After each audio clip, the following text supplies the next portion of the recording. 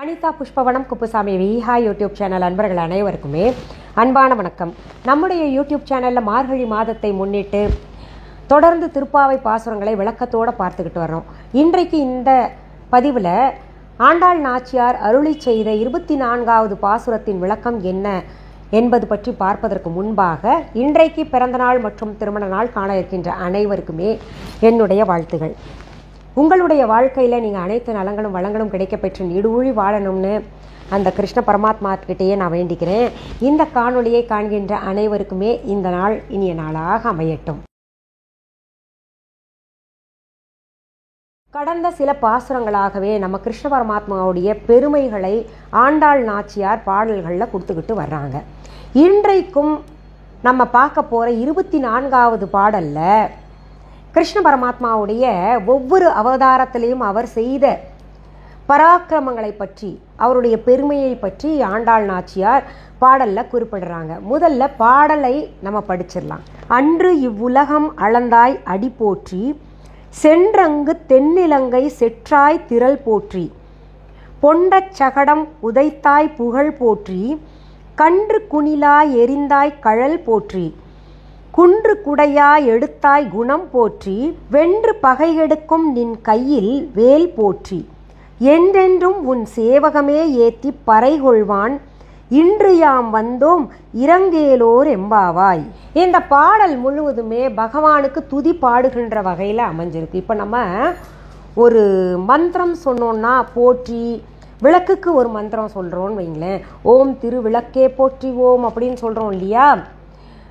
அப்படி மந்திரமாக திரும்ப திரும்ப நாம் இந்த பாடலை பகவான் கிருஷ்ணருக்கு போற்றி பாடும் வகையிலே ஆண்டாள் நாச்சியார் நமக்கு 24வது பாடலில் போற்றி போற்றி அப்படின்னு போற்றி பாடலாக கொடுத்திருக்கின்றார். அப்போது அந்த ஒவ்வொரு வரியும் அவருடைய அவதாரத்தை பற்றியும், அந்த அவதாரத்திலே அவர் புரிந்த பராக்கிரம செயல்கள் பற்றியும் புகழை பற்றியும் சொல்கின்றார். இந்த பாடல் பார்த்திங்கன்னா நம்ம பகவான் கிருஷ்ணருக்கு ஏதாவது வழிபாடு செய்கிறோம் அப்படின்னு வைங்களேன், சிறப்பு நாள்களாக சொல்லக்கூடிய ஏகாதசி விரதம், இல்லை ஏதாவது ஒரு பண்டிகை வருதுன்னு வைங்களேன், இந்த பாடல் நம்ம போற்றி பாடலாக இங்கே பாடலாம். அப்படி இந்த பாடல் அமைந்திருக்கிறது. அந்த பகவானை கிருஷ்ண பரமாத்மாவை துதி பாடும் பொழுது, அந்த பகவானின் நினைவாகவே இருந்து பாடும் பொழுது நமக்கு பகவான் கிட்ட கேட்கக்கூடிய வரங்கள் கிடைக்கும், அவருடைய கருணை குறிப்பாக கிடைக்கும் நமக்கு. அப்படி இந்த பாடலை ஆண்டாள் நாச்சியார் அமைத்திருக்கின்றார். இதில் முதல் 3 வரிகள் நம்ம படிச்சிடலாம். அன்று இவ்வுலகம் அளந்தாய் அடி போற்றி, சென்றங்கு தென்னிலங்கை செற்றாய் திரள் போற்றி, பொன்றச் சகடம் உதைத்தாய் புகழ் போற்றி. இதில் நம்ம ஏற்கனவே பார்த்துருக்கோம், 2-3 பாடல்களில் பார்த்துருக்கோம். வாமன அவதாரம் உலகத்தை அளந்தார் இல்லையா? அந்த உலகத்தை அளந்து மகாபலியை அவர் வதம் செய்தார், அதாவது ஆட்கொண்டார் அப்படின்னே சொல்லலாம். தன்னுடைய பக்தர்களை எப்போவுமே அவர் வதம் செய்வதை காட்டிலும் ஆட்கொண்டு அவர்களுக்கு திரும்ப மீண்டும் ஒரு நல்ல அவதாரத்தை கொடுத்திருக்கின்றார் பகவான் கிருஷ்ணர். அதனால் இங்கே அன்னைக்கு வாமன அவதாரம் எடுத்து, அதாவது ஒவ்வொரு அவதாரமும் எடுத்ததற்கான காரணத்தையும் இந்த பாடலில் சொல்லியிருக்காங்க. வாமன அவதாரம் எடுத்து உலகத்தை அளந்தாய் அப்படின்னு சொல்லியிருக்காங்க. அந்த உலகத்தை அளந்த திருவடிகளை நாங்கள் போற்றுகின்றோம், போற்றி வணங்குகின்றோம் அப்படின்னு சொல்லியிருக்காங்க. அடுத்தது சென்றங்கு தென்னிலங்கை அப்படின்னு சொல்கிறாங்க.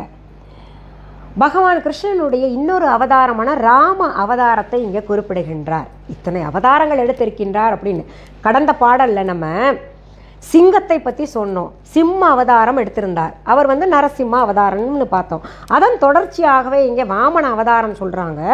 அடுத்தது ராம அவதாரத்தை சொல்கிறாங்க. ராம அவதாரம் எடுத்த பொழுது சீதையை கவர்ந்த காரணத்தினால ராவணனை அழித்தார் இல்லையா, அதை இங்கே சுட்டி காட்டுகின்றார். அடுத்தது பொன்ற சகடம் உதைத்தாய் அப்படின்னு சொல்லியிருக்காங்க. சகடாசுரன் அப்படின்னு ஒரு அசுரன் இருந்தான் இல்லையா, அவனை தன்னுடைய சக்கரத்தால் அழித்தார். அப்படி அழித்த உன்னுடைய திருவடியை நாங்கள் போற்றுகின்றோம் அப்படின்னு பாடியிருக்காங்க. அடுத்தது நம்ம என்னன்னு வரிகள் படிக்கலாம். அடுத்த 2 வரிகள், கன்று குணிலா எரிந்தாய் கழல் போற்றி, குன்று குடையா எடுத்தாய் குணம் போற்றி. இங்கே அடுத்த வரி கன்று கணிலா எரிந்தாய் போற்றி கழல் போற்றி அப்படின்னு பாடுறாங்க. கன்று கணிலா இந்த இடத்துல எதற்காக அதை பயன்படுத்தியிருக்காங்க அப்படின்னு பார்த்தீங்கன்னா, நம்ம இன்னொரு அசுரனை அழித்த கதையை சுருக்கமாக பார்க்கணும். வத்சாசுரன் என்கின்ற அசுரன் இருந்தான். அவனும் கிருஷ்ணரை அழிப்பதற்காக கன்றுக்குட்டி வடிவம் எடுத்து வந்தான். ஏன்னா கன்றுக்குட்டி வடிவம் அங்கே நிறைய மாடு இருக்குது, நம்மளும் இந்த கன்றுக்குட்டி வடிவம் எடுத்துகிட்டு போனோன்னா நம்ம கிருஷ்ணர் எங்கே கண்டுபிடிச்சிட போகிறான் அப்படின்ற நினப்பில் அவன் கோகுலத்துக்கு வர்றான், மற்ற கன்றுகளோடு இருக்கிறான். ஆனால் முற்றிலும், அதாவது அனைத்தும் அறிந்த கிருஷ்ண பரமாத்மா வந்திருப்பது கன்று அல்ல, அரக்கன், அசுரன் அப்படின்னு புரிஞ்சுக்கிட்டாரு. அவனை அழிக்கணும். அதற்கு காரணத்தை அழிச்சிடணும்னா உடனே அழிச்சிட முடியுமா? ஒரு கன்றை போய் அவர் உடனே கொன்னாருன்னா என்ன ஆகும் இல்லையா? மற்றவங்க என்னன்னு நினைப்பாங்க. அதனால் அவர் பார்த்துக்கிட்டு இருக்காரு சரியான சந்தர்ப்பம் வரட்டும் அப்படின்னு. அப்போ அந்த கோகுலத்தில் இருக்கக்கூடிய குழந்தைகள் எல்லாருமே ஓடி வர்றாங்க கிருஷ்ணன்கிட்ட வந்து, கிருஷ்ணா கிருஷ்ணா அங்கே ஒரு விளாமரம் இருக்கு இல்லையா, நல்லா காய்ச்சி குலுங்குது, அந்த பழம் சாப்பிடணும் போல் எங்களுக்கு இருக்குது, ஆனால் அது எத்தனை தடவை அடித்தா கூட பழம் விழமாட்டேங்குது கிருஷ்ணா, அதனால் எங்களுக்கு கொஞ்சம் நீ நினச்சின்னா அந்த பழத்தை எங்களுக்கு அடித்து கொடுக்கலாம் அப்படின்னு சொன்ன உடனே கிருஷ்ணன் போகிறாரு. கன்று வடிவில் வந்த அந்த கன்றை இழுத்துட்டு போகிறாரு. எடுத்துகிட்டு போய் அந்த கன்றினுடைய முன்னங்கால்களையும் பின்னங்கால்களையும் எடுத்து அந்த விளாமரத்து மேலே பொத்துன்னு அடிக்கிறாரு. அடித்த உடனே பழங்கள் எல்லாம், விளாமரம் முறிஞ்சு பழங்கள் எல்லாம் விழுகுது, குழந்தைங்க பறித்து சாப்பிட்றாங்க. அப்படி அடித்ததில் அந்த கன்று உயிர் போயிடுது. அசுரனை அழித்து விடுகின்றார் கிருஷ்ணர்.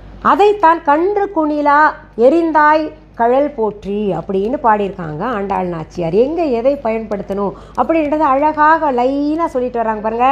அதைத்தான் இங்கே கன்று குணிலா எரிந்தாய் கழல் போற்றி அப்படின்னு பாடியிருக்காங்க. கணிலா என்பது கல் என்கின்ற பொருள்படும். அதனால தான் பார்த்தீங்கன்னா கன்றையே கணிலா கல்லாக எரிந்தவனே உன் கழல் போற்றி அப்படின்னு இங்கே பாடியிருக்காங்க. அடுத்தது குன்று குடையாய் எடுத்தாய் போற்றி அப்படின்றாங்க. குன்றுன்றது என்ன? கோவர்தனகிரி மலையை குடையாக எடுத்தார் இல்லையா இந்திரன் வந்து தான் பெரியவன் அப்படின்ற செருக்கோட மழை பொழிய செய்தான், காத்து வேகமாக வீச செய்தான். அந்த இடர்பாடுகளிலிருந்து கிருஷ்ணன் கோகுலத்தில் இருப்பவர்கள் எல்லாம் காப்பாற்றினார். அவர் தான் காப்பாற்றணும். அதனால கோவர்தனகிரி மலையையே குடையாக பிடித்து அந்த கோகுலத்து மக்களை எல்லாம் காப்பாற்றினார். அதைத்தான் இங்கே வந்து ஆண்டாள் நாச்சியார் குறிப்பிடுகின்றார். மலையை தூக்க முடியுமா? கிருஷ்ணனால் முடியும்.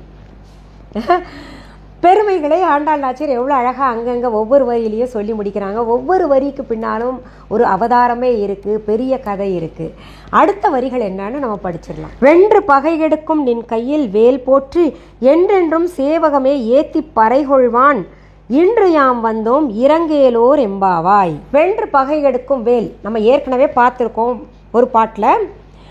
கிருஷ்ணர் வந்து வேல் வச்சிருப்பாரா? முருகர் தானே வச்சிருப்பாரு அப்படின்னு. வெல் அப்படின்னா அதாவது முருகப்பெருமானுக்கும் ஏந்துகின்ற வேலுக்கு பின்னாடியும் பார்த்திங்கன்னா வெல் அப்படின்றது தான் பொருள்படும். அதுதான் வேல் அப்படின்னு நம்ம இங்கே ஆயுதமாக சொல்லிட்டு வர்றோம்.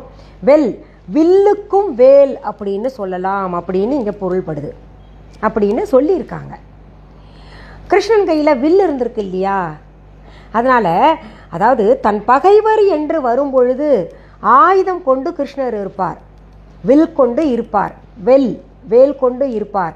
அது ஆயுதமாக பகைவர்களை எதிர்கொள்ள பயன்படும். அதாவது எதிரிகள் நேரடியாக கிருஷ்ணனுக்கு கிடையாது, தன்னுடைய பக்தர்களுக்கு இல்லை தேவர்கள் வந்து வதைப்படும் பொழுது, அசுரர்கள்கிட்ட கஷ்டப்படும் பொழுது தன்னுடைய ஆயுதம் வேல் அதையெல்லாம் எடுத்து பகைவர்களை ஓட விரட்டி இருக்கின்றார் அப்படின்றது இங்கே சொல்லியிருக்காங்க ஆண்டாள் நாச்சியார். அப்படி செய்த கிருஷ்ணனுக்காக நாங்கள் இங்கே வந்து பாடி நிற்கிறோம். இந்த உலகமே உன்னை நினைத்து பாடுகின்றது. உனக்கு சேவை செய்யறதுக்காக இந்த உலகமே காத்து நிற்கும்போது நாங்களும் உனக்கு கைங்கரியம் பண்ணணும்னு நினைக்கிறோம், உனக்கு சேவை பண்ணணும்னு நினைக்கிறோம், உன்னை புகழ்ந்து நாங்கள் பாடணும்னு நிற்கிறோம். நீ சொன்னேன்னா போதும், என்ன வேலையாக இருந்தால் கூட நாங்கள் செய்வோம், கைங்கரியம் பண்ணணும் பகவானே கிருஷ்ணா, அதற்கு வாய்ப்பு கொடு கிருஷ்ணா, அதை பெரும்பெயராக நாங்கள் நினைக்கிறோம். அதுக்காக தான் நீ இருக்கின்ற இடத்துல இன்றைக்கி வந்து தேடி நின்று உன்கிட்ட நாங்கள் வேண்டி நிற்கிறோம். இறங்கேலோர் எம்பாவாய் அப்படின்றாங்க. உன் மனசு இங்கே இறங்கணும் கிருஷ்ணா, உன் மனம் இறங்கி எங்களுக்கு இப்படி ஒரு பெரும்பாக்கியத்தை கொடு அப்படின்றாங்க. இதில் ஆண்டாள் நாச்சியார் சொல்ல வர்றது என்னன்னா, பகவானுக்கு கைங்கரியம் பண்ணினாலே போதும், பகவானுக்கு சேவைகள் செய்தாலே போதும், நமக்கு பகவான் அவருடைய அருளை நமக்கு வழங்குவார். இப்போ இந்த சேவை பண்ணணும். பகவான் அந்த காலத்தில் இந்த கோபிகைகளுக்கெல்லாம் காட்சி கொடுத்தாரு, நேரில் இருந்தார், அதனால் சொன்னாங்க, பாடினாங்க அப்படின்னு நினைப்பீங்க. அப்போது நம்ம கைங்கரியம் பண்ணணும், சேவை பண்ணணும் அப்படின்னா எப்படி பண்ணுறது அப்படின்னு பார்த்தீங்கன்னா, நம்ம கோயிலுக்கு போகிறோம் இல்லையா, அங்கே போனோன்னா அந்த கோயிலை அசுத்தப்படுத்தாமல் இருக்கணும். அப்படி அசுத்தம் பார்த்தோம்னா நம்ம அங்கே தூய்மைப்படுத்தணும். அதுதான் கைங்கரியமாக நம்ம எடுக்கணும் இங்கே. அதே போல் கைங்கரியம் அப்படின்றது இன்னொன்றும் நம்ம இங்கே எடுத்துக்கலாம். பகவான் படைச்சதே இந்த உலகத்தில் இருக்கக்கூடிய மக்கள் எல்லாருமே ஒற்றுமையாக மகிழ்ச்சியாக வாழணும் அப்படின்னு தான். ஆனால் நம்ம இங்கே வந்து ஒருத்தர் கெடுத்துக்கிட்டு இந்த இயற்கையை கெடுக்கிறோம், உபாதைகள் ஏற்படுத்துகிறோம். அதெல்லாம் பண்ணாமல் இருக்கிறதும் கைங்கரியம் தான். இப்படி நமக்கு உள்ள அர்த்தம், வெளிப்புறமாக சொல்லப்பட்ட அர்த்தத்தை எல்லாம் புரிந்து படிக்கணும் எப்போவுமே. இந்த பாடலை நம்ம வந்து கிருஷ்ணனுக்காக ஏதாவது துதி பாடணும், இல்லை கிருஷ்ணன்கிட்ட ஏதாவது வேண்டும் பொழுது நான் கிருஷ்ணனுடைய தீவிர பக்தைங்க அப்படின்னு நினைக்கிறவங்க என்ன பண்ணலான்னு இந்த பாடலை வந்து தினமுமே பாடலாம். இதில் என்ன, கடைசி வரியில் யார் பாடுறாங்களோ, இப்போது ஆண்டாள் நாச்சியார் வந்து எங்களுக்கு செய்யுங்க, இந்த மாதிரி கருணை காட்டுங்க அப்படின்னு சொல்கிறாங்க. ஆனால் யார் பாடினாலும் இது எல்லாருக்கும் பொருத்தமான பாடலாக அமைச்சிருக்காங்க. யார் பாடினாலும் அது போற்றி பாடலாகவும் இருக்குது. எனக்கு வந்து நீ மனமிறங்கி எனக்கு அருள் செய்வாயாக அப்படின்னு சொல்கிற மாதிரி இருக்குது. அதனால் இந்த பாடலை நம்ம போற்றி பாடலாம், அதாவது பகவான் கிருஷ்ணரை போற்றி பாடும்படியான பாடலாக எடுத்துக்கொள்ளலாம். சரி, இந்த பதிவை கட்டாயம் உங்களுடைய ஃப்ரெண்ட்ஸ் ரிலேட்டிவ்க்கு நீங்கள் ஷேர் பண்ணணும்னு நான் விருப்பப்படுறேன். கட்டாயம் ஷேர் பண்ணுங்கள். இது வரைக்கும் என்னுடைய யூடியூப் சேனல் சப்ஸ்கிரைப் பண்ணாதவங்க உடனே சப்ஸ்கிரைப் பண்ணிக்கோங்க. பக்கத்தில் கோவில் மணி பெல் ஐகான் பட்டன் இருக்கு இல்லையா, அதை தொட்டு விடுங்க. அதில் ஆல் என்கின்ற ஆப்ஷனை தொடுங்க. அப்போ தான் நான் தினமும் பதிவிடுகின்ற பதிவுகள் எல்லாமே வந்து சேரும். சிலர் கேட்குறீங்க, நான் பதிவு போட்டால் கூட ஏன் மேடம் இப்போல்லாம் உங்களுடைய பதிவு பார்க்க முடியல, வீடியோ வர்றதில்லை அப்படின்னு. நீங்கள் ஆல் என்கின்ற ஆப்ஷனை அழுத்திருக்க மாட்டீங்க, அதனால தான் உங்களுக்கு நோட்டிஃபிகேஷன் வர்றதில்லை. சரி, இப்போ நம்ம விஹா ஆன்லைன் பற்றி இப்போ சொல்லுவோம். விஹா ஆன்லைன் பற்றி ஒவ்வொரு பதிவுலையும் நான் சொல்லிக்கிட்டு வரேன். ஏன்னா புதிதாக பார்வையாளர்கள் வரும்போது அவங்களும் தெரிஞ்சுக்கணும் தான். விஹா ஆன்லைன் என்பது என்னால் என் கணவரால் நடத்தப்படுகின்ற ஆன்லைன் ஷாப்.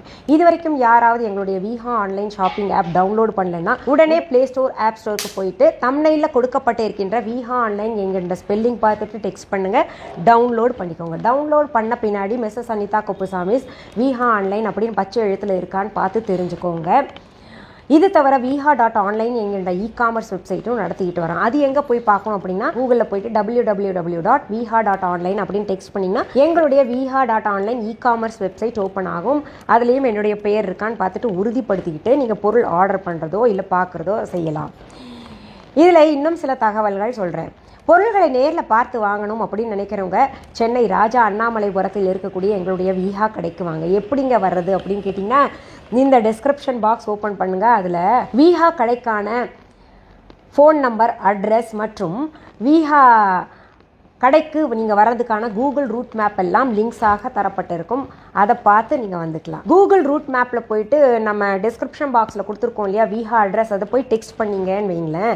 விஹா ராஜா அண்ணாமலைபுரம் சென்னை அப்படின்னு டெக்ஸ்ட் பண்ணிங்கன்னா கூகுள் ரூட் மேப் அழகாக உங்களை கைட் பண்ணி கொண்டு வந்து எங்கள் கடையில் சேர்த்து விட்டுடும்.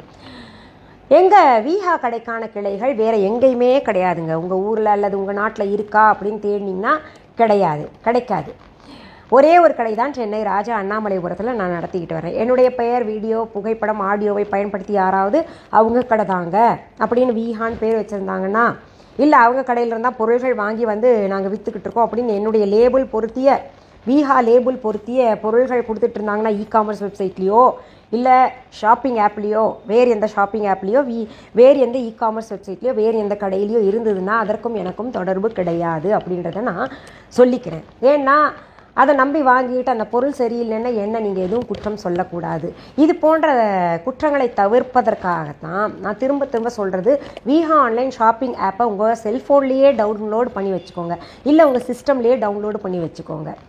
ஏதாவது பொருள்கள் பார்க்கணும், வாங்கணும் அப்படின்னு நினச்சிங்கன்னா அதில் போய் வாங்கிக்கலாம் இல்லையா? சரி, மீண்டும் அடுத்த பதிவில் சந்திக்கலாம். அது வரைக்கும் நன்றி, வணக்கம். அன்பான வாடிக்கையாளர்களே, உங்கள் விஹா ஸ்டோரில் பூஜை பொருட்கள், சிலைகள், ராசிக்கற்கள், வாஸ்து பொருட்கள், விதைகள், பாரம்பரிய அரிசி வகைகள், சிறுதானியங்கள், ஆர்கானிக் பொருட்கள், மூலிகை எண்ணெய், மளிகை பொருட்கள், மரச்செக்கு எண்ணெய், மரப்பொருட்கள், வெள்ளி ஆபரணங்கள், கிஃப்ட் ஆர்டிகல்ஸ், காட்டன் மற்றும் பட்டு புடவைகள், காட்டன் சுடிதார்கள், பட்டு பாவாடை, குழந்தைகளுக்கான விளையாட்டு பொருட்கள், ஹை குவாலிட்டி இமிடேஷன் நகைகள், வீட்டு உபயோக பொருட்கள், ஜூட் பேக்ஸ், ஹேண்ட்மேட் சோப்ஸ், அழகு சாதன பொருட்கள், சிறுதானிய பிஸ்கெட்டுகள், ஹோம் அப்ளையன்சஸ், இன்னும் பற்பல பொருட்கள் விற்பனைக்குள்ளது. விஹா ப்ராடக்ட்களை நீங்கள் வாங்க விரும்பினால் அது எங்களுடைய viha.online வெப்சைட் மற்றும் சென்னை ராஜா அண்ணாமலைபுரத்தில் உள்ள எங்கள் விஹா ஸ்டோரில் மட்டுமே கிடைக்கும் என்பதை தெரிவித்துக் கொள்கிறோம். வேறு எந்த ஆன்லைன் வெப்சைட்களிலும் விஹா ப்ராடக்ட்கள் விற்பனைக்கு கிடையாது என்பதை நீங்கள் கவனத்தில் கொள்ள வேண்டும். எங்கள் விஹா ஸ்டோரின் விலாசத்தை கண்டறிய கூகுள் மேப்ஸில் விஹா ஸ்டோர் என்று டைப் செய்தால் வழியை கண்டறியலாம். www.viha.online வெப்சைட்டிலும் விஹா ஸ்டோரின் அட்ரஸ் உள்ளது.